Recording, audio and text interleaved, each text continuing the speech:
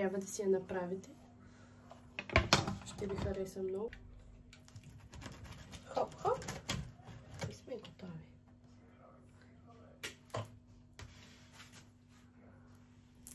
Ето. Вижте парченцето. Разкошно. Само да не ми падне плънката. Ето припечена.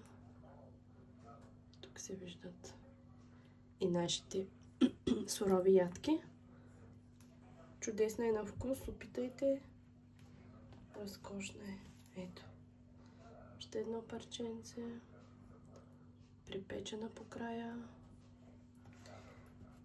Опитайте я и ми пишете долу в коментарите как ви се е получило, дали сте доволни.